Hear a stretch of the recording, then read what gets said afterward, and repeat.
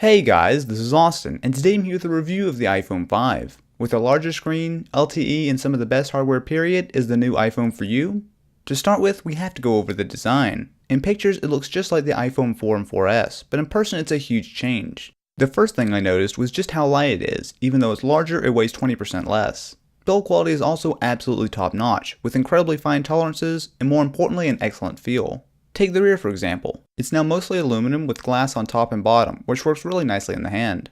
I think Drew summed it up nicely, as it really is slimmer, lighter, and sleeker in a major way. On bottom, you'll see the new lightning port, which is much smaller and reversible. However, if you've got 30-pin docks and cables, you're going to need adapters. The headphone jack has also been moved to the bottom of the iPhone 5. Not a big deal to me, but it's something not everyone is a fan of.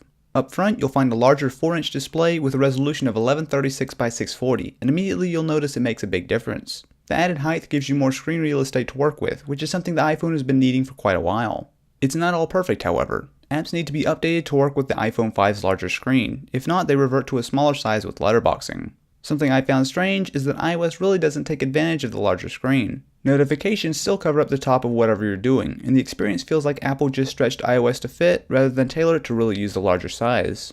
iOS 6 comes pre-installed on the iPhone 5 and is honestly my biggest letdown. Technically it's faster than ever and there are numerous bits of polish added, but the improvements are minor. Alcana puts it best I think. The hardware is great, but the software lets it down. Google Maps and YouTube were removed in exchange for Apple Maps. There are a few improvements like turn-by-turn directions and a new 3D view, but for the most part it doesn't match up with Google Maps.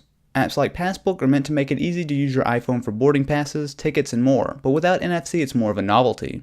iOS 6 isn't broken, but it's absolutely lacking innovation compared to Windows Phone and Android.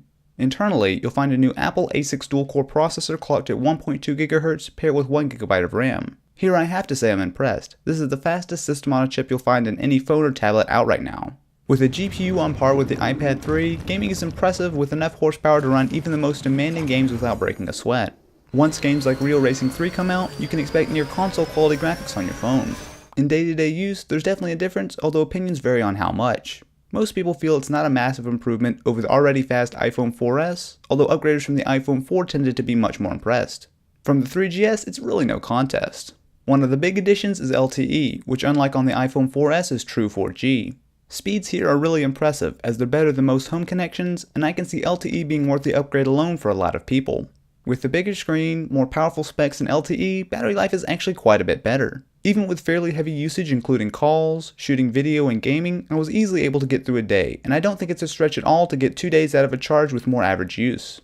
The rear camera is mostly unchanged, with the same 8-megapixel camera with 1080p video recording. There have been upgrades in the optics, but for the most part it's the same quality from the iPhone 4S. It's one of the best smartphone cameras out there, but probably not for long with phones like the Nokia Lumia 920 on the horizon. Video is also still solid, but nothing spectacular, as it still doesn't autofocus on its own unless you tap to focus.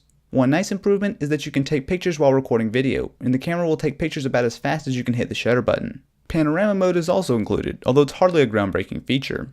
The bigger change is with the front-facing camera, which has been upgraded to 1.2 megapixels and shoots in 720p. It's nothing on the rear camera, but for video chatting or recording a quick clip, it's really not bad. Like Tim said, I think it will make a nice improvement for vloggers. The iPhone 5 is a solid upgrade and easily the best one yet. With LTE, a bigger screen, improved battery life, and an outstanding design, I don't have a problem recommending this at all. What it doesn't do is present a great case to switch from Android or Windows Phone. While the hardware is top-notch, iOS is in serious need of an overhaul, as it feels clunky and unintuitive much of the time. Put simply, the iPhone 5 is one of the best phones out there and an easy choice for a lot of people, but it's not the best phone for everyone. If you enjoyed, I'd really appreciate it if you could leave this video a thumbs up, and if you're interested in more videos like this, be sure to subscribe.